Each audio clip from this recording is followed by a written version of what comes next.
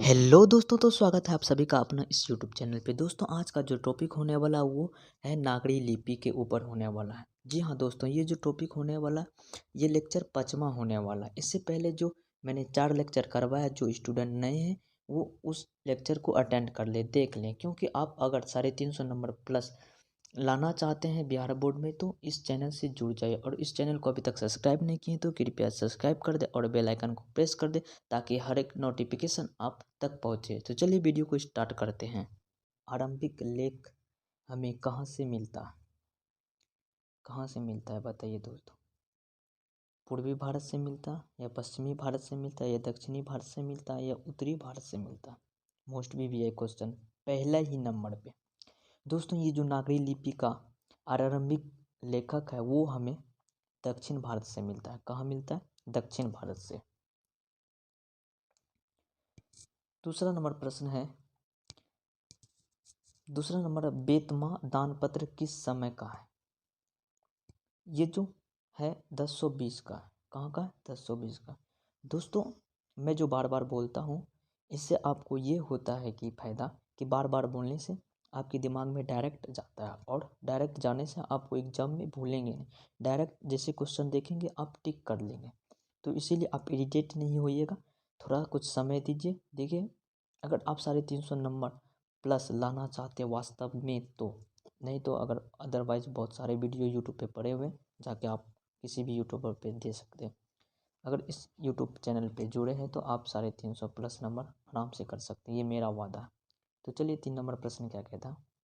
3 number प्रश्न ये कहता है कि उत्तर भारत से नागरी लिपि के लेख कब से मिलने लगता है? 8वीं सदी से या 6वीं सदी से या 9वीं सदी से या चौथा सदी से? कब से मिलने लगता है? उत्तर भारत से जो नागरी लिपि का लेख कब से मिलता है?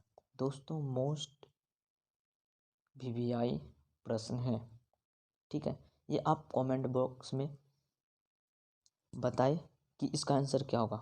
हर एक वीडियो में मैंने एक क्वेश्चन छोड़ता हूँ दोस्तों, ताकि आप लोगों खुद कमेंट करके बताएं, क्योंकि ये बहुत वीवीआई और ये अगर आप कमेंट में इसलिए अगर आप कमेंट में करते हैं तो अगर ये क्वेश्चन आ गया तो फिर आपको याद आ जाएगा कि मैंने वहाँ से किया, तो ये आंसर हो जाएगा। इसीलिए आप कमेंट में कीजिए इसका आंसर क्या होगा। तो चलिए नेक्स्ट की ओर पढ़ते हैं।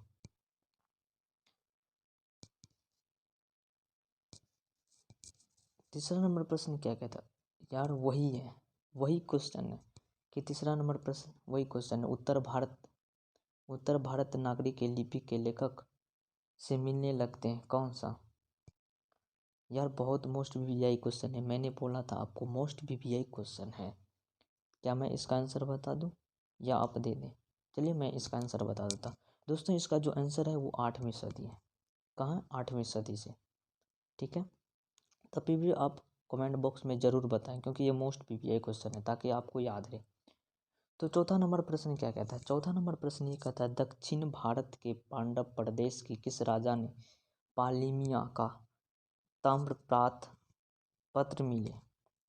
ताम्रपत्र मिले, ठीक है। तो इसका आंसर क्या हो जाएगा? इसका आंसर महेंद्रपाल या राजा बरुंग या राजा भोज या सिंगंग राजा? तो दोस्तों, इसका जो आंसर हो जाएगा वो हो जाएगा राजा वरगुण। क्या हो जाएगा? राजा वरगुण। चलिए नेक्स्ट की ओर। बेतमा कहाँ? Most VVI question. क्या दोस्तों आप भी इसका कमेंट सेक्शन में बता सकते हैं बेतमा कहाँ? बेतमा जो है इंदौर में है या इलाहाबाद में है या पुणे में है या पटना में? दोस्तों, इसका जो आंसर हो जाएगा वो इंदौर में।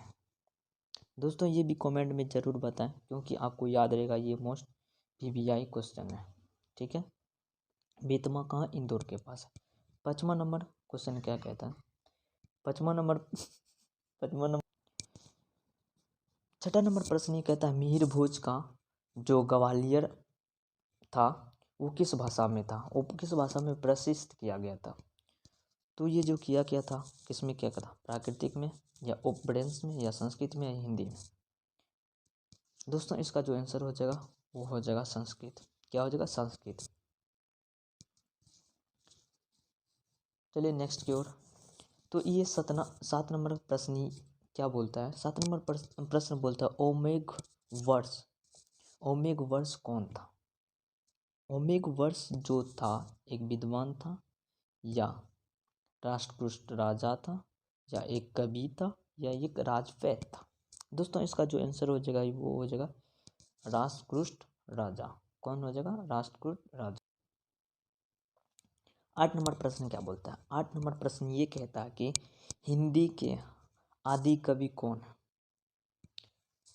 हिंदी के आदि कवि कौन है? सरपाद है, या तुलसी है, या वाल्मीकि, या निराला? दोस्तों इसका जो आंसर हो जाएगा, इसका आंसर हो जाएगा सरपाद। हिंदी का जो आदि कवि है वो कौन है? सरपाद हो जाएगा। तो 9 नंबर प्रश्न क्या बोलता है? गुणकर मूले ने पिंडिल स्तर की पढ़ाई किस भाषा में की? पीबीआई मोस्ट पीबीआई क्वेश्चन आप भी कमेंट सेक्शन में लिख दीजिए। कमेंट सेक्शन में मैं इसीलिए बोलता हूँ कि आपको लिखने की, ताकि आपको याद हो जाए। ठीक है ना? याद करने का ये बेस्ट तरीका है कि हाँ ये क्वेश्चन आया था, मैं कर दूंगा। ठीक है? तो गुणकर मूले ने जो मिडिल स्तर की पढ़ाई किया था किस भाषा में किया था? तो कमेंट सेक्शन में बताइए आप, जो किस पढ़ाई में मतलब किस भाषा में किया था। ठीक है? चलिए 10 नंबर का प्रश्न, मूले ने अंग्रेजी व हिंदी की पढ़ाई कहाँ पढ़ के? ये भी कमेंट बॉक्स में बताइए। नहीं आपको बुरा लगेगा, चलिए मैं बता देता हूँ। ये जो था क्या दिल्ली में था, या जौनपुर में था, वर्धा में था, या इलाहाबाद में था? कहाँ में था? मूलों ने जो अंग्रेजी व हिंदी की पढ़ाई किया था कहाँ में किया था? दोस्तों इसका आंसर सही हो जाएगा, वो हो जाएगा वर्धा में। कहाँ हो जाएगा? वर्धा में। 11 नंबर का प्रश्न ये कहता है नेपाली भाषा किस लिपि में लिखी जाती है? गुरुमुखी लिपि में, या खरोष्टी लिपि में, या ब्राह्मणी लिपि में, या देवनागरी लिपि में? दोस्तों इसका जो सही आंसर हो जाएगा वो हो जाएगा देवनागरी लिपि में। क्या हो जाएगा? देवनागरी लिपि में। नेपाली भाषा जो लिखा गया वो देवनागरी लिपि में लिखा गया। गुणकर मूले का जन्म कब हुआ? Most BBI question. 1935 में हुआ, या 1936 में हुआ, या 1937 में हुआ, 1938 में हुआ? कब हुआ? दोस्तों ये जो गुणकर मूले जी का जन्म हुआ वो हुआ 1935 में। कब हुआ? 1935 में। चलिए नेक्स्ट की ओर, गुणकर मूले का जन्म कहाँ हुआ? देख रहे हैं क्वेश्चन किस तरह से पूछ रहा। तो चलिए इसका क्या केरला में हुआ, या तमिलनाडु में हुआ, या महाराष्ट्र में हुआ, या उत्तर प्रदेश में? दोस्तों इसका जो आंसर हो जाएगा वो महाराष्ट्र में हुआ। गुणकर मूले जी का जो जन्म हुआ था वो महाराष्ट्र में हुआ था। चलिए नेक्स्ट की ओर, 14 नंबर प्रश्न क्या कहता है? 14 नंबर प्रश्न ये कहता है इन्होंने किस पुस्तक में पुरानी लिपियों का विस्तारित जानकारी दी थी? क्या विस्तृत जानकारी दिया था? दोस्तों संस्कृत में दिया था, या अक्षर कथा में दिया था, या प्राचीन भारत इतिहास में दिया था, या पुरालिपि शास्त्र में दिया था? दोस्तों इसका जो सही आंसर हो जाएगा वो अक्षर कथा हो जाएगा।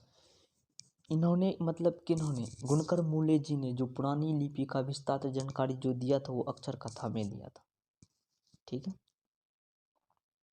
15 नंबर प्रश्न क्या कहता है? 15 नंबर प्रश्न ये कहता गुप्तों की राजधानी को क्या कहा जाता होगा? पाटलिपुत्र, कुसुमपुर, या बिलासपुर, या देवनगर? क्या कहा जाता है? दोस्तों यह जो है गुप्तों का जो राजधानी था वो देवनगर कहा जाता होगा। देखिए किस तरह से क्वेश्चन घुमा के फिरा के पूछता है, ताकि आप कंफ्यूज हो जाए और गलत मार दे। आप कंफ्यूज नहीं होना, पहले प्रश्न को पढ़ना, फिर एक एक ऑब्जेक्टिव देखना, फिर लगाना। तो इसका करेक्ट आंसर हो जाएगा देवनगर। 16 नंबर प्रश्न क्या कहता है? बंगला लिपि प्राचीन नागरी लिपि की है? प्रश्न बढ़िया से पढ़े। बंगला लिपि प्राचीन नागरी लिपि की है? पुत्री है, या बहन है, या भगिनी है, या बहू है? दोस्तों इसका जो आंसर हो जाएगा वो हो जाएगा बहन। कौन हो जाएगा? बहन। अब 17 नंबर प्रश्न क्या कहता है? 17 नंबर प्रश्न ये कहता है केरल के शासकों के द्वारा, किसके शासकों के द्वारा? केरल के शासकों के द्वारा सिक्कों पर जो वीर केरलस्य शब्द था, किस लिपि में लिखी गई थी? प्रश्न कहने का अर्थ है जो केरल का शासक था वो जो उसके सिक्के में था वीर कलश से शब्द किस लिपि में लिखे गया था? देवनागरी लिपि में या ब्राह्मणी लिपि में या नंदिनी नागरी लिपि में या गुरुमुखी लिपि में? दोस्तों इसका जो आंसर हो जाएगा वो नागरी लिपि हो जाएगा। क्या हो जाएगा? नागरी लिपि हो जाएगा। 19 नंबर प्रश्न क्या कहता है? 19 नंबर प्रश्न ये कहता है पहल किन राजाओं के लेखों के लिपि की कमी नंदी नागरी का नाम दिया था? देवनागरी के राजाओं ने दिया था, यह विजय के नगर के राजाओं ने दिया था, या राष्ट्रकूट के राजाओं ने दिया था, यह चोल राजाओं के द्वारा दिया गया था? किसके द्वारा दिया गया था नंदी नागरी का नाम? दोस्तों इसका जो सही आंसर हो जाएगा वो हो जाएगा विजयनगर राजाओं के द्वारा जो था नंदी नागरी के द्वारा दिया गया था। 20 नंबर प्रश्न क्या कहता है? 20 नंबर प्रश्न ये कहता है कि उत्तर भारत के विशेष स्थापत्य शैली को क्या कहते हैं? क्या कहते हैं? ललित शैली या अभिनगर शैली या विराट शैली या नगर शैली? दोस्तों इसका जो सही आंसर हो जाएगा वो हो जाएगा नगर शैली। उत्तर भारत का जो विशेष स्थापत्य शैली था वो जो कहते थे वो नगर शैली कहते थे। क्या कहते थे? नगर शैली का। जो आपको क्वेश्चन मतलब बहुत ही मतलब हार्ड लगे वो आप कमेंट सेक्शन में लिख दीजिए। इससे क्या होता है कि अगर आप कमेंट सेक्शन में लिखते हैं कि आपको याद रहता, आप जो है ना एक बार दो बार वीडियो को वॉच टाइम कीजिए, आपको 350 नंबर लाने से कोई रोक नहीं सकता। ये मेरी गारंटी है, इट्स माई रिस्पॉन्सिबल। ठीक है, तो चलिए 21 नंबर प्रश्न क्या कहता है कि देवनागरी लिपि की मुद्रण के टाइप कब बने? 2 सदी पहले या दशक पहले या 20वीं सदी पहले या 11वीं सदी पहले? दोस्तों इसका जो आंसर हो जाएगा वो हो जाएगा 2 सदी पहले। कब हो जाएगा? 2 सदी पहले। ठीक है, 22 नंबर प्रश्न ये कहता है कि नागरी लिपि कब एक सर्वाधिक लिपि थी? 15वीं सदी में या ईसा पूर्व काल में या 8वीं 11वीं सदी में? कभी नहीं, मैंने अभी जस्ट बताया। कब बताया? 8वीं सदी 11वीं सदी। तो इसका आंसर हो जाएगा 8वीं या 11वीं सदी। ठीक है, 10 नंबर प्रश्न क्या कहता है? 10 नंबर प्रश्न ये कहता है पहले दक्षिण भारत की नागरी लिपि क्या कहलाती थी? जी हाँ दोस्तों, पहले जो दक्षिण भारत की नागरी क्या कहलाती थी? नंदी नागरी या कोकानी या ब्राह्मी लिपि या सिद्धम? इसका जो आंसर हो जाएगा वो हो जाएगा सिद्धम। पहले जो दक्षिण भारत की नागरी लिपि थी वो सिद्धम कहलाता था। क्या कहलाता था? सिद्धम। फिर से वही प्रश्न, पहले दक्षिण भारत की नागरी लिपि क्या कहलाती थी? नंदी नागरी, कोकनी, ब्राह्मी या सिद्धम? तो इसका आंसर क्या हो जाएगा? सिद्धम हो जाएगा।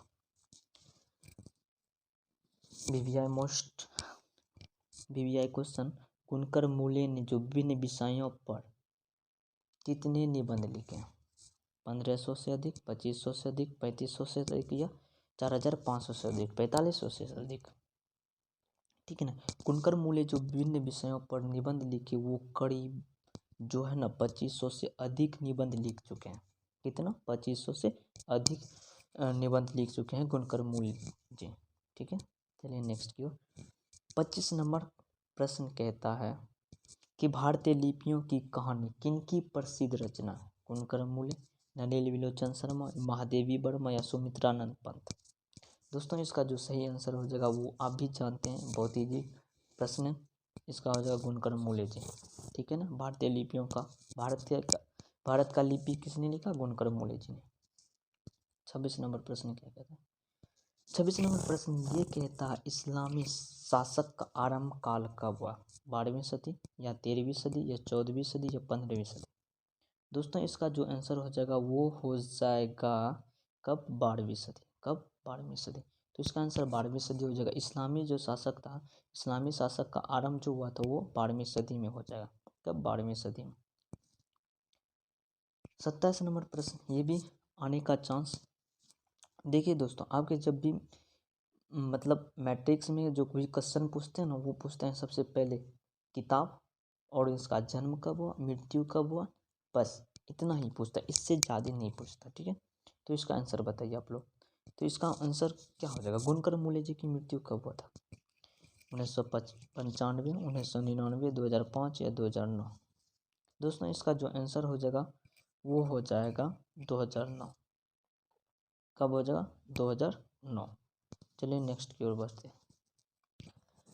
28 नंबर प्रश्न क्या कहता है? 28 नंबर प्रश्न ये कहता है, किस शासक ने अपना सिक्कों पर राम सीता की आकृति और नागरी लिपि के रामस्य शब्द का अंकित करवाया था? शेरशाह सूरी ने, हरिहर ने, या अकबर ने, या चंद्रगुप्त द्वितीय ने? इसका जो आंसर हो जाएगा दोस्तों वो हो जाएगा अकबर ने। क्या हो जाएगा इसका? अकबर ने। अकबर ने जो था राम सीता की आकृति देवनागरी लिपि का रहस्य शब्द का अंकित करवाया था। ठीक है। 29 नंबर प्रश्न क्या कहता है? 29 नंबर प्रश्न ये कहता है, नागरी लिपि का शीर्षक निबंधकार कौन है? बुनकर मूले, रामचंद्र शकल है, डॉक्टर भोलानाथ तिवारी, या बाबूराम सक्सेना? तो इसका जो आंसर हो जाएगा दोस्तों वो हो जाएगा कब? बुनकर मूले जी। कब? बुनकर मूले जी। 30 नंबर प्रश्न मैंने आपको इसमें एक क्वेश्चन दे दिया हूँ ना, चलिए ये बता देते हैं। मराठी भाषा का लिपि कौन सी है? ब्राह्मी है, नंदी निगरी, या देवनागरी लिपि है, या मराठी? कौन सा? दोस्तों इसका जो सही आंसर हो जाएगा वो देवनागरी लिपि हो जाएगा। क्या हो जाएगा? देवनागरी लिपि हो जाएगा। तो आज का क्वेश्चन यहीं तक और है। तो 31 नंबर क्वेश्चन क्या कहता है? 31 नंबर क्वेश्चन कहता है, टकसाल का जो संबंध था टकसाल का जो संबंध था वो किससे था? सिक्कों का टकसाल, या अभिलेख लिपि, या अनाज का ढेर? टकसाल का संबंध किससे था? वो जो था सिक्कों से। टकसाल आप ऐसे भी याद रखते हैं। टकसाल किसको बोला जाता है? जिसके पास बहुत ज़्यादा पैसे होते हैं, सिक्के होते हैं, उसको बोला जाता है टकसाल। ठीक है। 32 नंबर प्रश्न क्या है? श्रवण बेलगोला स्थान का संबंध कहाँ है? जैन धर्म से, या बौद्ध धर्म से, या सिख धर्म से, या वैष्णव धर्म से? मोस्ट वीवीआई प्रश्न ये आ सकता है आपको एग्जाम में। दोस्तों इसका जो आंसर हो जाएगा वो जैन धर्म हो जाएगा। क्या? जैन धर्म। श्रवण बेलगोला से जो स्थान का संबंध है उसे जैन धर्म से हो जाएगा। ठीक है। अब देखिए, सिद्धम क्या मंत्र है, या सिद्धयोगी है, साधु है, या एक प्रकार की लिपि है? सिद्धम क्या? सिद्धम जो है ये एक प्रकार का लिपि है। क्या? एक प्रकार का लिपि। 34 नंबर प्रश्न क्या कहता है? 34 नंबर प्रश्न यह कहता है, किसे देवनागरी की संज्ञा दी गई है? Most VVI question. प्रयाग को, या काशी को, या मथुरा को, या उज्जैन को? दोस्तों ये जो था काशी का था। किससे? काशी का था। 35 नंबर क्वेश्चन क्या बता? भारतीय लिपियों की कहानी किनकी प्रसिद्ध रचना है? क्या बुनकर मूले का, या नीललोचन शर्मा का, या महादेवी वर्मा का, या सुमित्रानंद पंत का? दोस्तों इसका जो आंसर हो जाएगा बुनकर मूले जी का हो जाएगा। क्या? बुनकर मूले जी का हो जाएगा। आज का क्वेश्चन यहीं तक समाप्त करते हैं। दोस्तों अगर वीडियो अच्छा लगा तो प्लीज़ सब्सक्राइब कर दें और बेल आइकन को प्रेस कर दें। दोस्तों अगर इस चैनल से आप जुड़े हैं तो मैं आपको वादा के साथ बोल सकता हूँ 350 नंबर आपको कोई नहीं रोक सकता। 300 से 350 और 400 के बीच इस चैनल से आप अगर वीडियो करते हैं पूरा करते हैं तो वैसे यूट्यूब पे बहुत सारे वीडियो मिल जाएंगे। अगर आपको स्कोर करना है तो इस चैनल से जुड़े रहिए। अगर आपको मतलब एग्ज़ाम में नंबर नहीं लाना है तो आप किसी दूसरे यूट्यूब पे जाके देख सकते हैं। ठीक है। तो चलिए आज का सेशन यहीं तक रखते हैं। जय हिंद, जय भारत।